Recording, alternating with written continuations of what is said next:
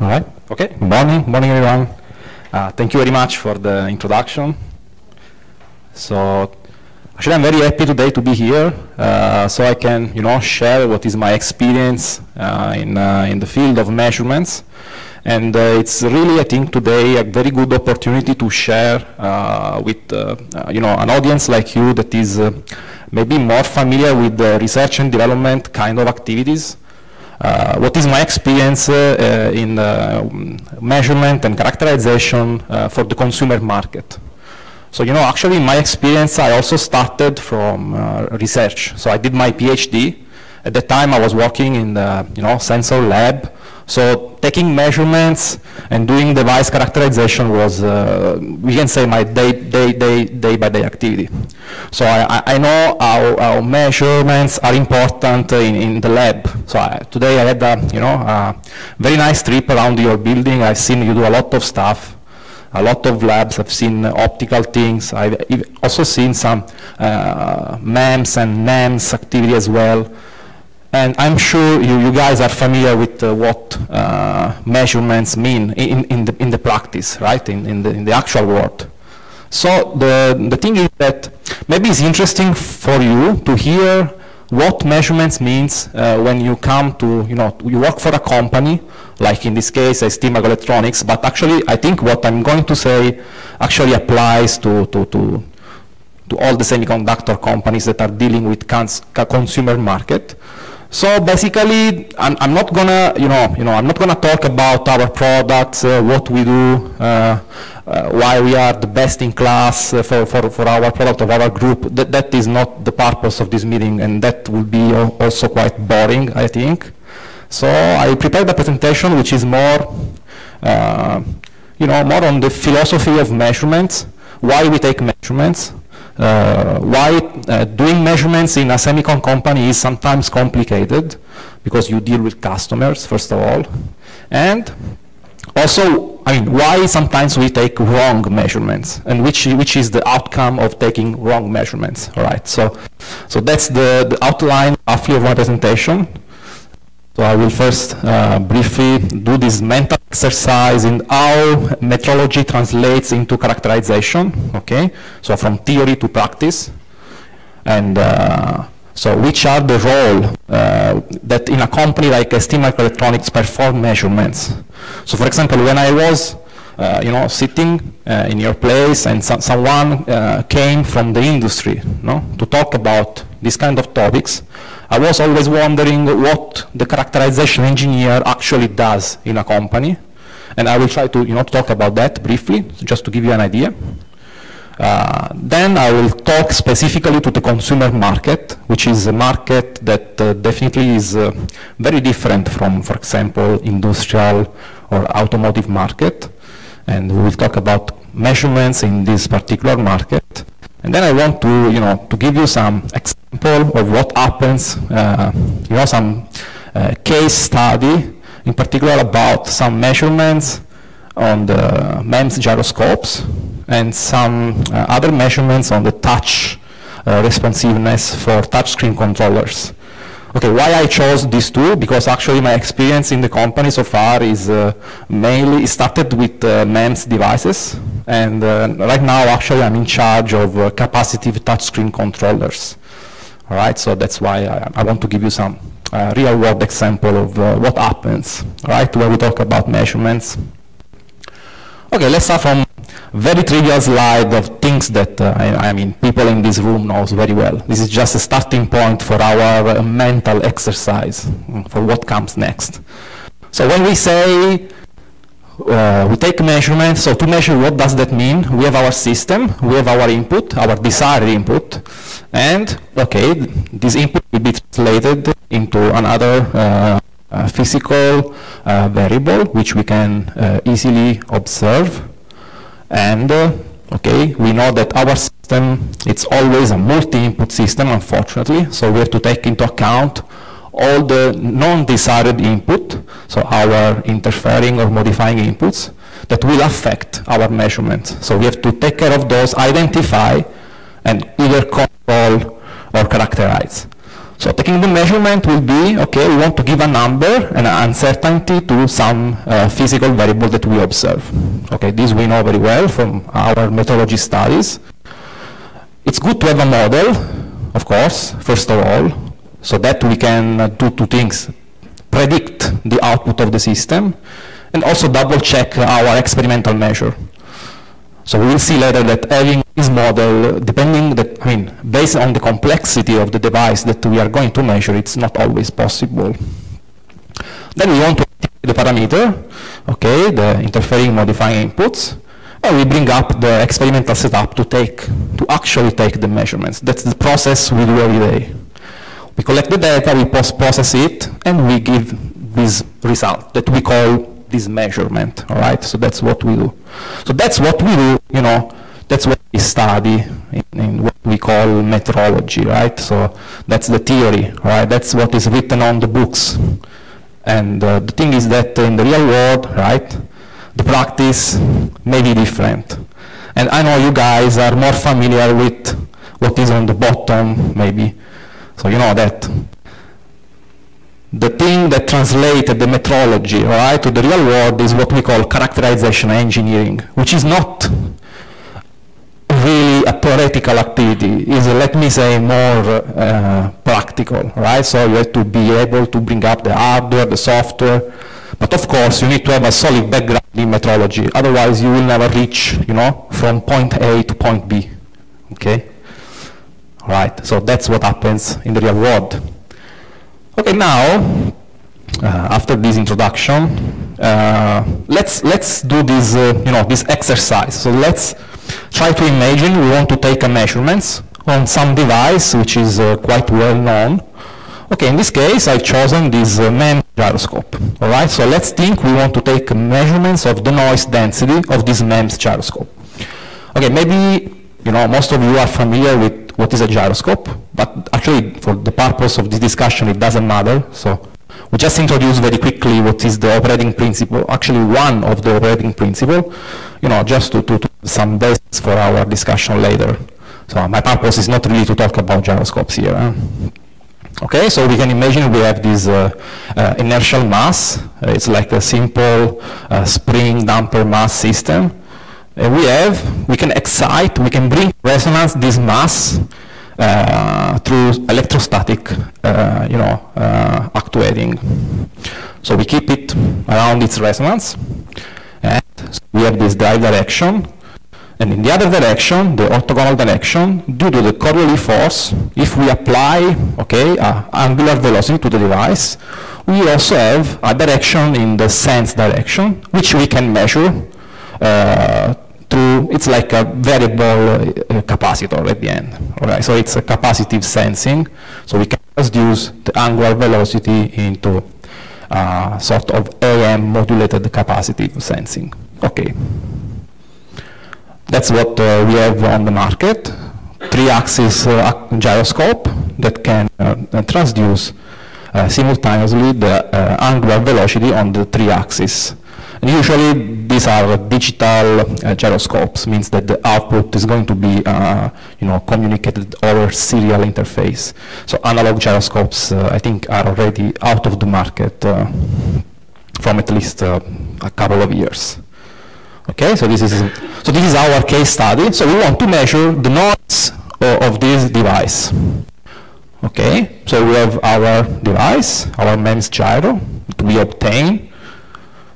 We power up the device with some supply. Since we want to measure the noise, so we make sure the input of this sensor is set to 0, right? So we just leave it still on the table.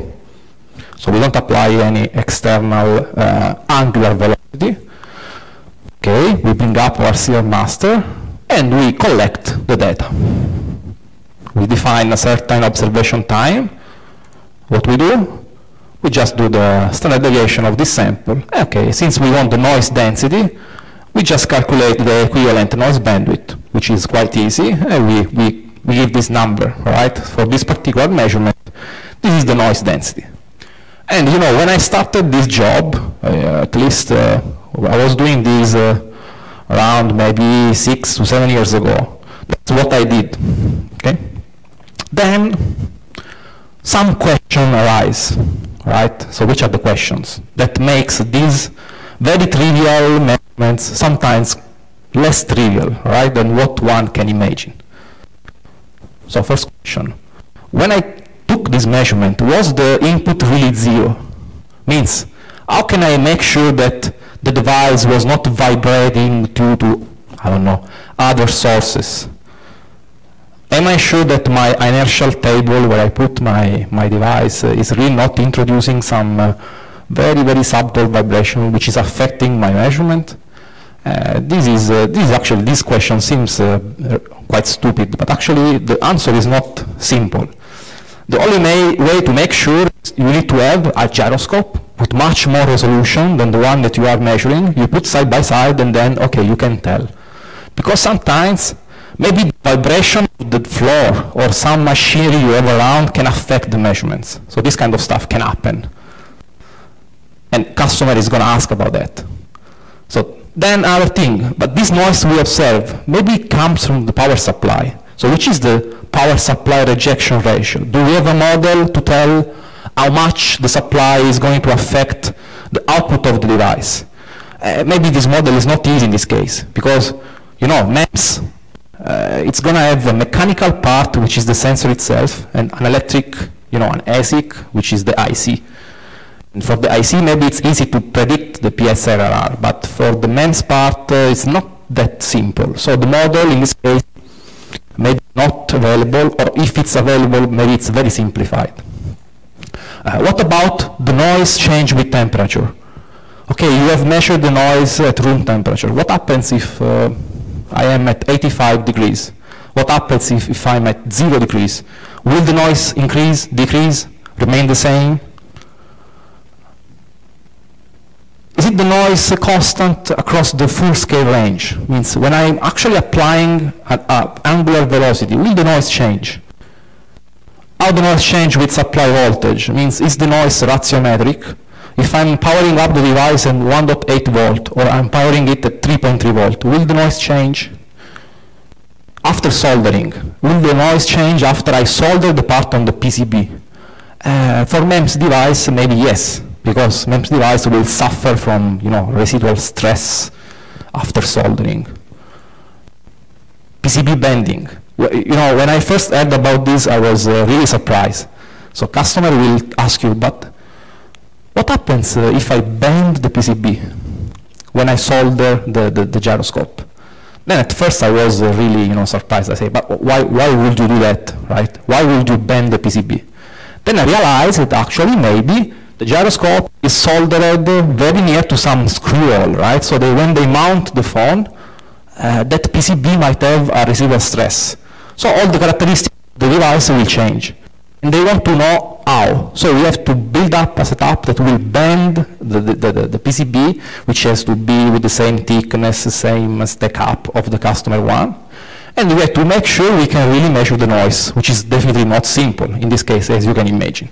And all this kind of stuff, like is the noise density independent from the bandwidth, what about low frequency noise, the distribution, sample size. So you understand here, right, which is the message I want to tell.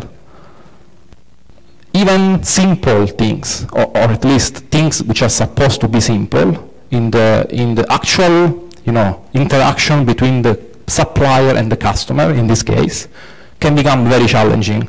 So that's the job of a characterization engineer to make this happen and make it still manageable, right? Okay, so I was just talking about the characterization engineer, which is, let me say, the central role in the measurements inside a company. So what I'm going to say, of course, applies to, okay, my experience in ST microelectronics, and definitely this is true for consumer market. So characterization engineer, there is a job called characterization engineer, which is the guy which is supposed to, you know, maintain and bring up all the setup, take all these measurements, and provide this, what is this measurements report. Okay, this is actually, how to say, the role description on the paper, but in the actual day-by-day activity, characterization engineer is doing much more than this.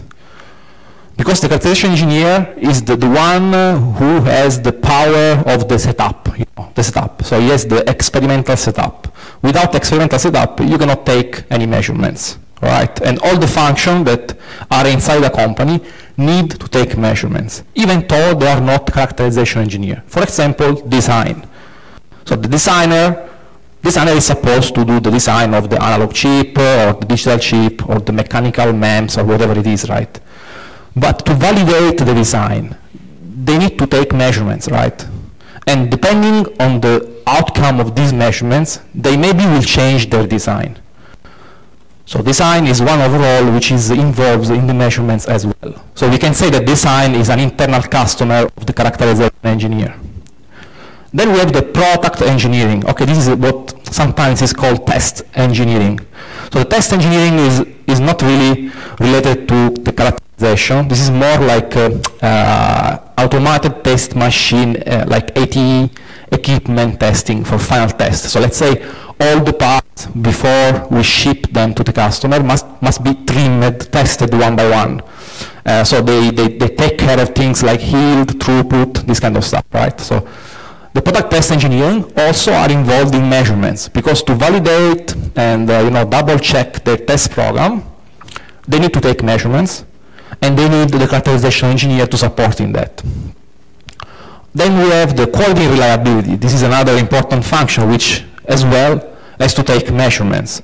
So they basically do what is called like stress test. So they put the part in the oven, they keep it there with high humidity and temperature for 1 week, let's say. Then they do the drift analysis. And this is another measurements, right? With a different purpose. So it's to check the quality and reliability. They do like life of time kind of measurements, but still they are measurements, right? And then application engineering. Actually now I'm working in this field. Application engineering is like a technical interface with the customer, which makes sure that the integration of the device is done properly on the customer platform. All right, so also this function is basically taking measurements every day. At the end, we have the customer. At the customer, sometimes, this line here is good if it's a very thick line, so the customer cannot directly interact with the technical function. So that's, that should be the right way to have a sane organization. Okay, that's why we have the technical marketing in between, which is supposed to act sort of like an interface and filter of the customer request. But at the end, let me say that often, unfortunately, this layer is, overcome by the customer that directly ask information to the technical guys. And this happens in the consumer market very often. So we can say that at the end, we have to take care of internal customer, but also to the end customer directly, and manage their expectation in terms of measurements. So now we have seen that we do measurements. We do measurements in a lot of places, all right, in the company. And maybe we have to ask why, right? Why we do measurements? This is very trivial, but let's think about it. So we have something that we want to characterize, the noise of the gyroscope, the thermal drift of the, my piezo actuator, some optical parameter I want to observe. So I do this observation, all right? But then at the end, why I do that? To take decision. So the measurements means decision. That's why wrong measurements, right, bring to wrong decisions. So that's why I believe that measurements are important inside, for example, a company, but actually are important everywhere. And you have to know that often, unfortunately, the value of measurements is not really clear to everyone, because maybe they forget about this. Wrong measurements, wrong decision. So I have, I have experience in this kind of wrong measurements bring to decision. I give you 2 examples, which are very easy to understand. If I have wrong measurements in design validation, I will take wrong design decision. So for example, there is some parameter, I take a measurement, which is wrong. So I will drive the design team to do something which is maybe not needed, or even worse, will make the situation worse than than the starting one. And wrong decision means that I will affect the roadmap. Roadmap, is your future product planning, which will target the new design in for the future. So if you do a product that has been done by wrong measurements, you will maybe miss one design window. And this happened, these things that happens. Other thing is that the wrong characterization of configuration data will affect the customer trust. So imagine you characterize one parameter and you give this number to the customer. The customer will just take it. The customer is not going to do again the characterization. Okay, there are some customers that actually do that. Okay, let me say maybe the biggest customer, the one which have a lot of resource, they might do that. So they do their own characterization. But most of the customers, let me say, in a consumer market where the design window is very small, they don't have time to do that or resource to do that. So they will just trust you. Okay, so it's a matter of trust. So they will trust you on that number. What happens if the number is wrong? So when they will realize, maybe in the application something is not working as expected, then they will dig and they will find that the characterization data you provided is wrong. This will affect the trust. And trust is something that is very, very difficult to recover. Once it's done, it's done. So maybe it was just a wrong setup or a guy with lack of methodology background who took the measurements and gave that number. But that affect the business directly, right?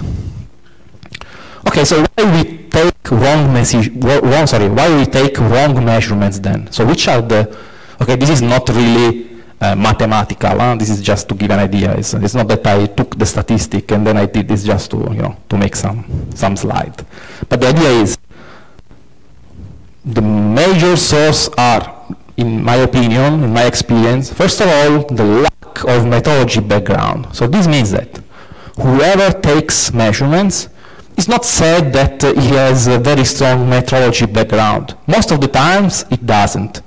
Because maybe the guy who is measuring is not really a characterization engineer, but is doing measurement as a side activity because maybe he wants to close the loop on its design, or because maybe he wants to close the loop on its test program, and so on.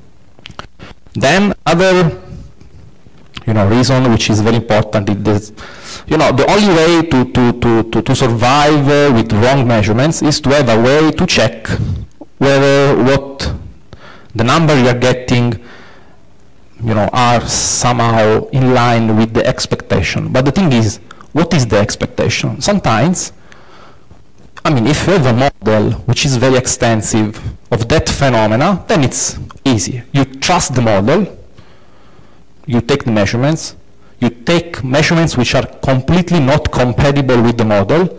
Okay, then there is something wrong either in the measurements or in the model, right? So the designer will tell you the model is perfect.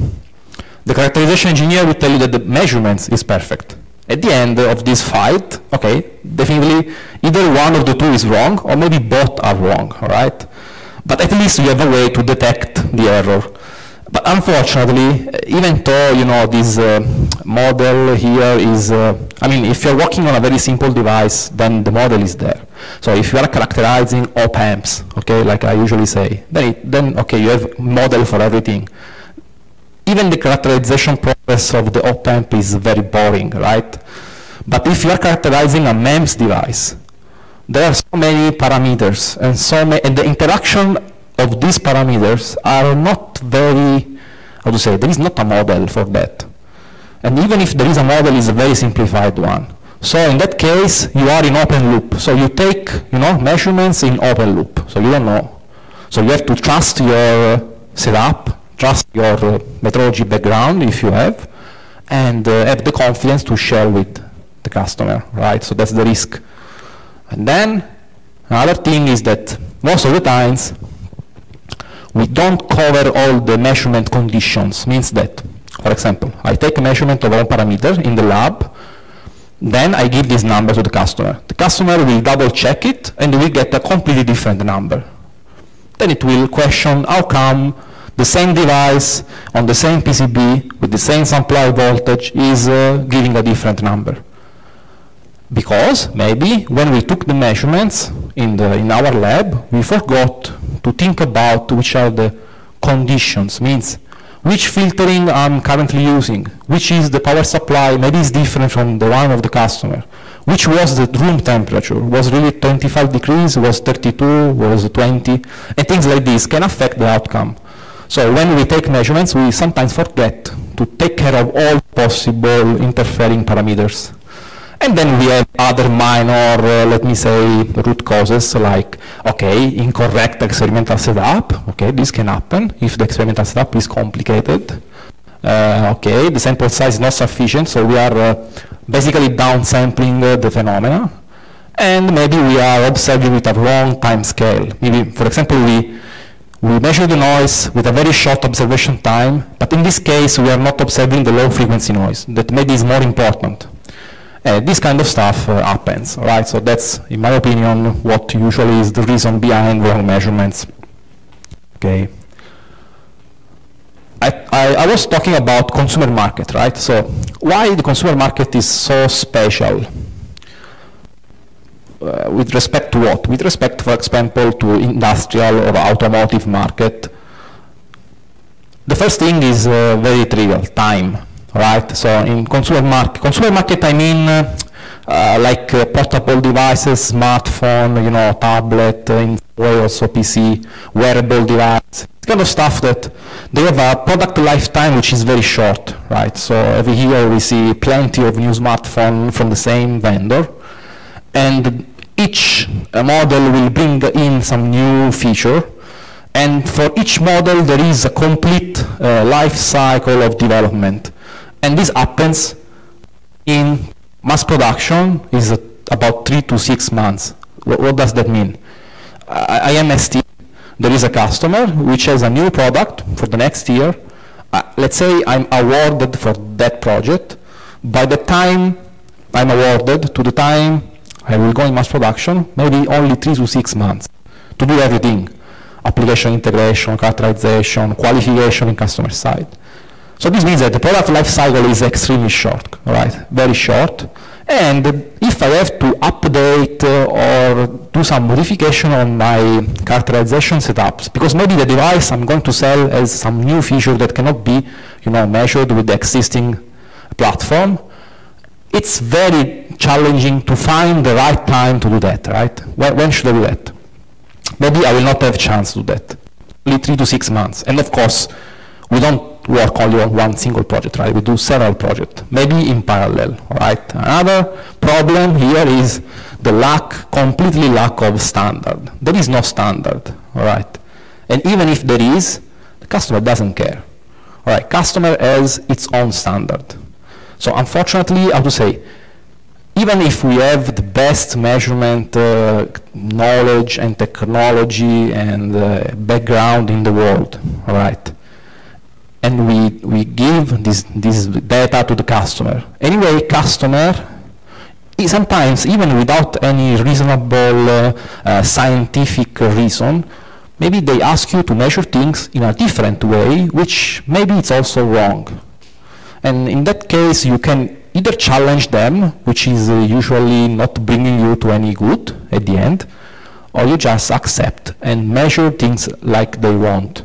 So the same parameter is this is very common. The exact same parameter is maybe measured in very different ways on different customer. So the customer, so in the consumer market, the standard is the customer, all right? This sounds bad, but that's how it is, all right?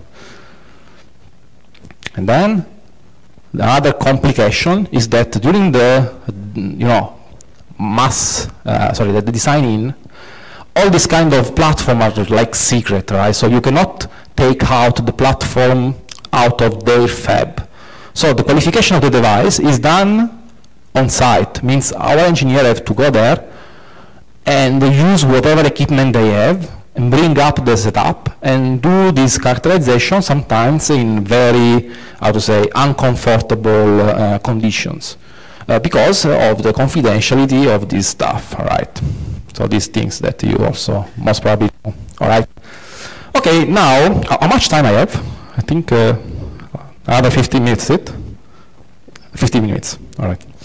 So now, really quickly, I'm just going to give you some idea on some actual measurements that happens, and how do we deal with that, all right?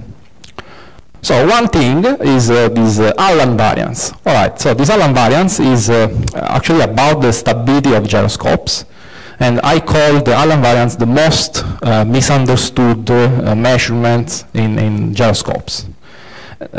Misunderstood by everyone, by people inside the company, but above all by customer. And this is an example where customer will take wrong decision based on a wrong parameter, right? Let's see what does that mean.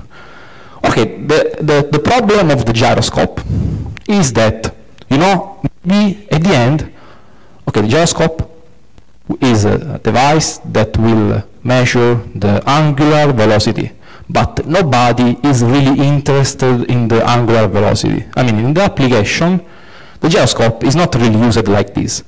But the output, at least in most of the application, right? Output of the gyroscope will be always integrated to get the angular position. All right, so what I want to know is the angular position. It's not really the angular velocity. And this integration brings a lot of problems. So for example, if I have exactly 0 input, right, I expect the output to be exactly 0. But this is not possible because the device, of course, will have its own offset. All right, so even if we trim the gyroscope perfectly at final test, anyway, after soldering, there will be a spread on the offset of the gyroscope.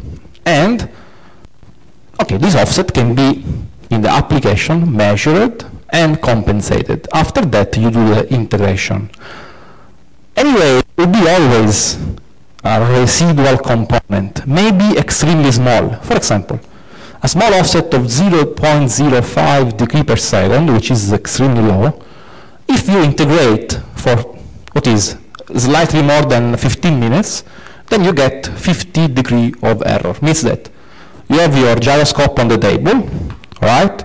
You just leave it there for 15 minutes. Then the error will be 50 degrees, which is a lot, after just 15 minutes. So this is to give you an idea of what happened in the application, right? So to judge this kind of behavior, customer in the last 4 years started to use a parameter called bias stability, which is basically coming from this Allen variance. And let's see what is that. Okay, I'm not sure whether you guys ever came to know this technique. But actually, this thing is very old. It's coming from the 60s. And there was this Allen who basically did this method to characterize basically the very high stability of precision oscillators, right? At the end, the Allen variance, it's very, very simple to calculate, okay? It's extremely trivial. So we have a time series like this. So what we do, we define a window, so a number, a subset of this time series, and we create what are called this sequential cluster of data, okay? So for each of these cluster, we'll take the average value, all right? So we have, in this case, 7 different average value. What we do, we take the standard deviation of this average value. And this will be the Allen variation for what? For one point, which is the variation of this window. Then we change the size of the cluster window, and we repeat the same process. So it's really very trivial algorithm that you can implement in MATLAB in what is 10 lines. Extremely simple. But what is really the Allen variance? The Allen variance, right, is just a different way of looking at the power spectral density, all right? So it's not more than that. And in fact, there is also mathematical relationship between the power spectral density to the Allen variance. And there is a paper which is trying to standardize, the Allen variance on the fiber optic gyroscopes, all right, which are, order of magnitude more precise of the MEMS gyroscope, which are based on Crowley effect. Those actually use the Ragnac effect.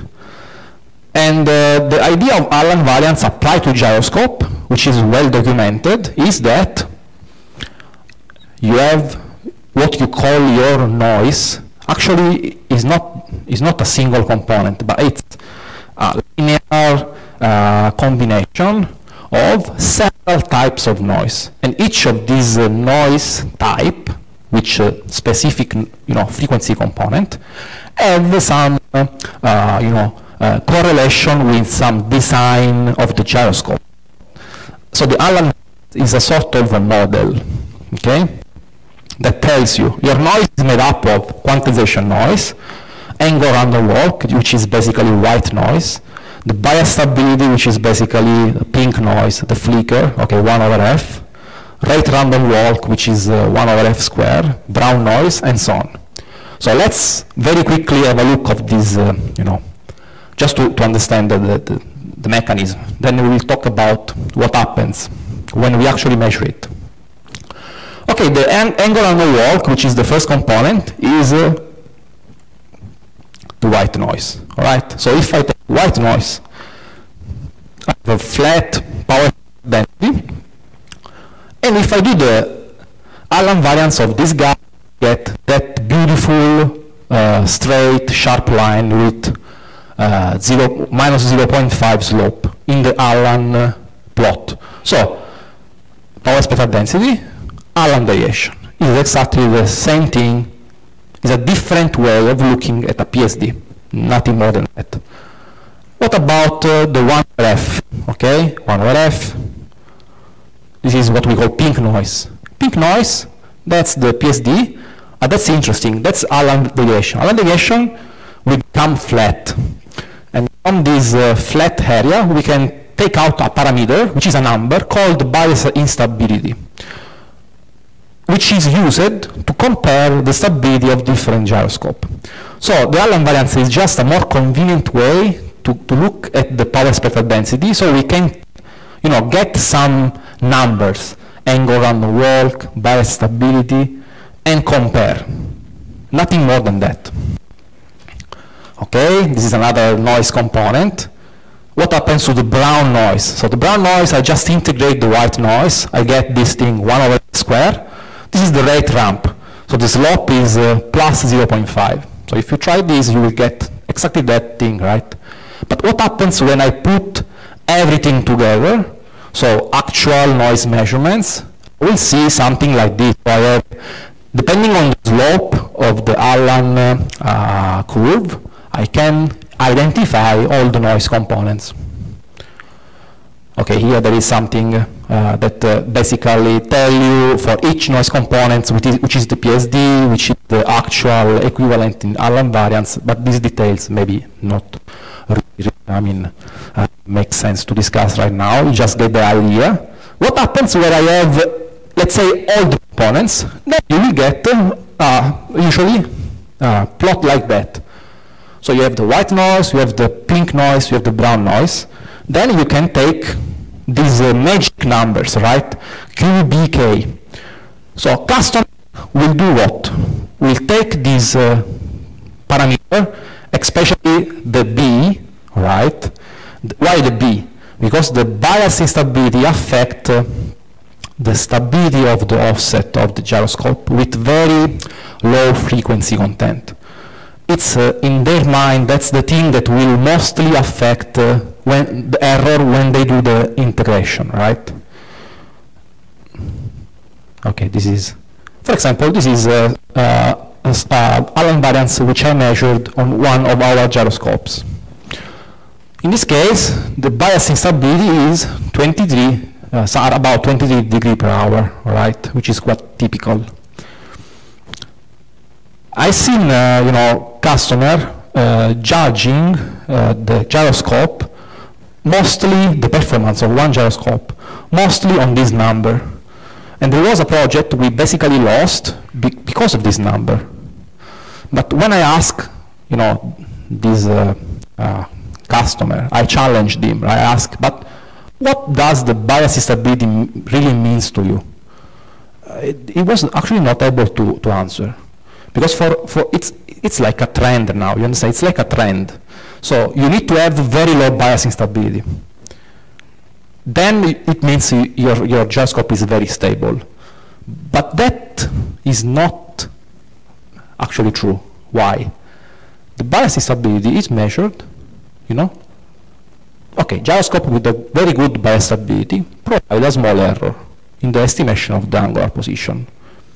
Okay, this might be true. The problem is that the bias stability is measured with the device still on the table. So I put my gyroscope on the table still, so I'm not applying any input basically, and then I observe the output for a lot of time, because you need to characterize the very low frequency noise. So it's like 8 hours, 10 hours plus. So maybe my bias stability is very good, means that when the device is still on the table, my error will be very small. But why you use a gyroscope? Because someone will move this guy, right, in the space. In fact, when we move the gyroscope, there are a lot of other problems, parameters, which are order of magnitude more important than the bias stability. For example, the nonlinearity around 0 due to the nonlinearity of the ADC, or the nonlinearity of the sensor itself. There is a sort of dead zone which affects almost any design. The cross-axis sensitivity. I rotate x-axis, but I see something on the y and z-axis. This will never be 0, because there is a mechanical cross-axis due to the manufacturing, spread that's impossible to compensate. Time drift and so on. So this is an example of where maybe the measurement is correct, but the people will give to the meaning, the meaning that the people will give to the measurement is not right. So they don't put the right weight on each parameter. So what we do, we have to educate the customer, which is definitely not easy, right? Okay. I'm gonna, go very fast on this, so I will try not to, overcome my due time. This is another example on the touchscreen controllers, all right, touch responsiveness measurement. So, when you have the touchscreen controller, when you buy a smartphone, right, and you touch the screen very fast, if you see that the device reacts in a very quick way to your input, it's like a very subjective thing, right? So you feel it's good. It's very snappy, right? So you see the device is really responding well. If maybe you take a device which is a very cheap one, you will not feel the same quick response. So this parameter is called touch responsiveness. It's very, very complicated to measure. It's extremely complicated. Why? Because when you touch the screen, so for this time, so I touch the screen, the real input, until this time where you actually see on the display the output of your input, okay? A lot of things happen, and most of them are in the software side more than in the hardware side. This is what happens. You see? We have our touchscreen sensor. By touching the panel, we will change the capacitive variation across okay, you can imagine the touch sensor as an array of capacitor, and your finger is like changing the capacitance of some of these nodes, all right? So here is like you have a matrix of invisible conductive traces of ITO. Okay, that's how the touchscreen sensor is made. Then we have, this is what ST cell, the touchscreen controller. which is basically the device which will make the touch work, basically. So it will excite and get, this data, and of course process. There will be all the touch algorithm running on it. So this is the first piece of latency. So of course this processing will take time. So the less jitter, the less noise, the more smooth touch you want, the more this latency will be. So this is really hardware latency, right? Due to the processing and to the actual scanning. After we do that, you see, we provide this information through some I2C or SPI bus to the host. The host is, for example, if you are talking about Android phone, the host will be, the first interface of the host will be the touch driver, which is running in the Linux kernel, which is actually a simple I2C driver. This will work on interrupt and will have its own latency, which is not constant because it depends on many things, on the load of the system, on the priority of the interrupt, and so on. Then this information will go to the event manager of Android that will have its own latency. This will go up to our APK, and APK depends on what the APK will do on the touch. The latency can be very small or huge. It's purely software. But still, we are not seeing anything on the display because we have to go to the graphics framework that will get this input, and then we'll drive the host display driver, which is still software, and finally will be communicated to the display controller, which will actually show something on the display. So you see, we have here, when you touch your smartphone, all this mess happen. The funny thing here is that, okay, so this I'm not commenting. So the funny thing here, this is a similar story to the Allen variance. So even though, if you see, right, this is the latency due to the touch controller. This is the overall latency. And let me say, this is almost in scale, right? So the system latency is huge if compared to the touchscreen controller latency. But since customer, it's hard to really optimize this beyond a certain point. They really push hard on this to squeeze it as much as possible, even though at the end it maybe won't make a big difference. So this means that many design will sacrifice touch quality just to squeeze maybe 1 milliseconds of hardware latency, which nobody will actually notice at the end. So again, this is another example of giving the wrong weight to some, parameter, okay, which is, I would say, just to close the loop on this discussion, very generic, right, very general on measurements and how we do measurements, how we sometimes make them wrong. Also, how maybe customer will take a wrong decision on measurement, which is sometimes correct, all right? Okay. Okay, I'm done. Thank you very much. Thank you.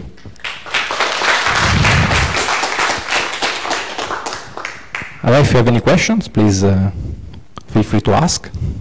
Or maybe we can also maybe catch up later. No problem. Yes, sure. Recently, Apple just announced their latest iPad Pro. Mm-hmm. And they said that because of their refresh rate of their panel, is up to 120 hertz. Yes. So that the response time of the stylus will reduce to 40 milliseconds. Yes. Based on this story, what do you think of this? Okay, Apple is a special case in the sense that it's one of the companies which make the touchscreen controller in-house. So they do their own touchscreen controller. And Apple, since iOS, because here you understand the problem is not 120 Hz, because 120 Hz, it's the standard today in any design. So this is actually 120 Hz is what we call the frame rate. So it means how many complete frame you scan in 1 second. So in this case would be 120. And let me say that 100 to 120 frames per second is the standard. So that's not really the innovation. The innovation in their case is that since they, they have full control on the OS, on the kernel and on the upper layer of the software, because it's iOS, right? It's fully integrated. They can really optimize, remember that slide, they can really optimize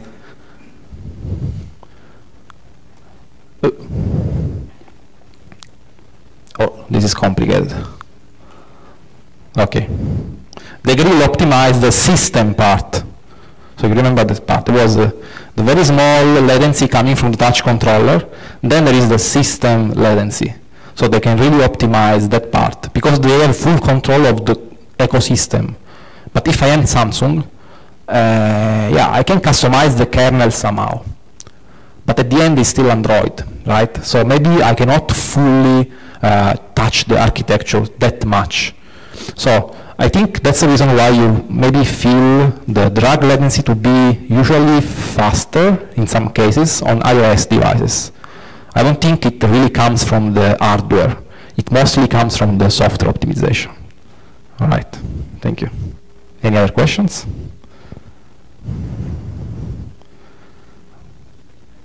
Yes?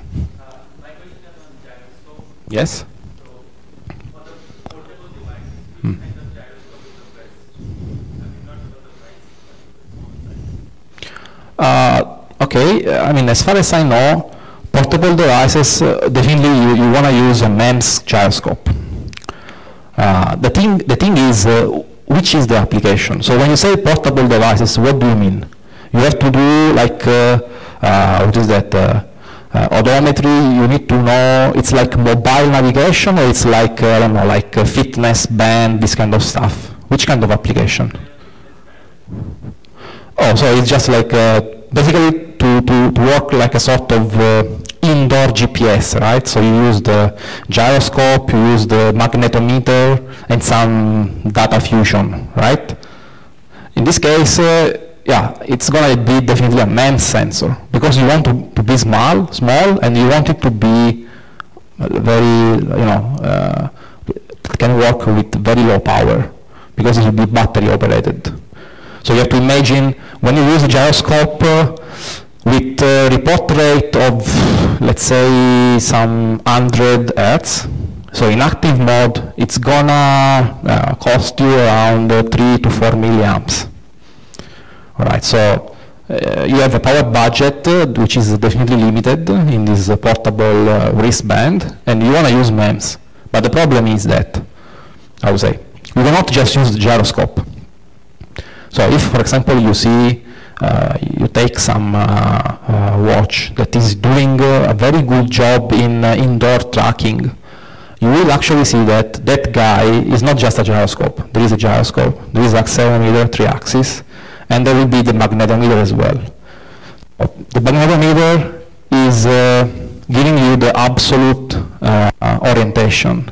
The gyroscope is like a relative orientation with high error after long integration time. So basically they use the magnetometer time to time to reset the error of the gyroscope, okay? With Allen filters, this kind of stuff. So in this kind of application, let me say the software, which is the algorithm you use for the data fusion, actually matters more than the performance of the devices. In fact, there are companies which only sell the data fusion algorithm, which will run in a sensor hub. If you try in the lab to just, take one gyroscope and you walk around the room integrating the output, after you do maybe, I don't know, a 10 by 10 meter square, the error will be huge. Huge, maybe it will be 180 degrees, something like this. I can tell you, you can try this.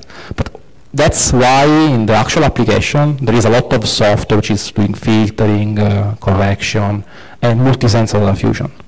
All right? Yes? Yeah. Oh, if you think about that, then definitely is not going to be a MEMS because you want your airplane to, And also, actually, the actual application for this kind of gyroscope is military, right? So I have my rocket, all right, and I want my rocket to reach the target. So which are the gyroscope, which are on that things? That are most probably fiber optic gyroscope, which works on the, basically it's like a very long fiber optic thing. You inject 2 laser beams in the 2 different directions, and you use the Sagnac effect, which basically will change the phase of these 2 laser beams depending on the angular velocity. These things are huge, okay, are like big, like, this big, right, this big. The weight is important, and of course in that case you don't think about power consumption, and they are also extremely expensive. So there are companies that do this kind of gyroscope, like Honeywell and other companies. So this is a completely different application and market. In fact, the Allen variance is meant for this class of gyroscopes, not really for MEMS. Now people are starting to apply the Allen variance to MEMS, and they get a very fun result, right, also. So for that application, definitely fiber optic, all right? They don't use Coriolis. There is no mass moving, no oscillation, no MEMS, just pure optic thing, all right? Thanks. Any other question?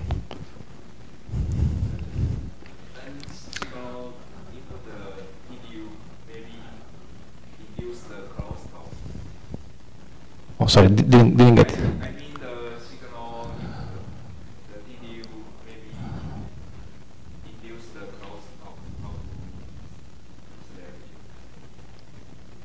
Didn't understand, sorry.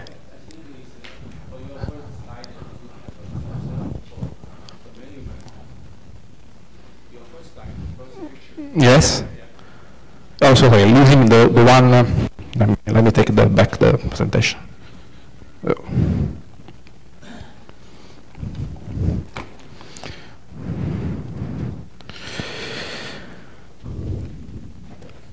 You mean this one? Ah, what is?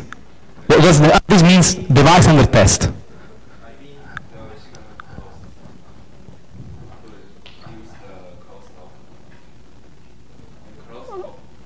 Crosstalk. I still don't understand.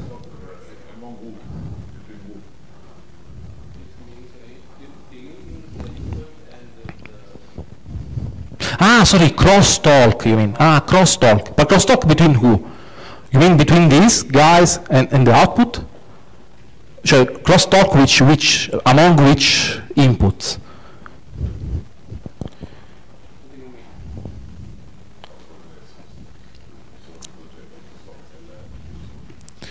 Oh, maybe you are talking about the gyroscope, is it?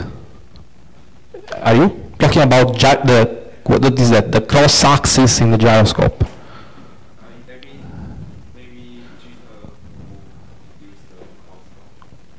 Jitter induce the crosstalk. Now, jitter is one thing, right? So jitter is that, okay, your output is going to be 1, but actually it's jittering among this value, right? But the crosstalk is, you have 2 signals, right? And the variation on one signal will affect the other one, if I got this right. Okay. All right. Okay, thank you. Thank you.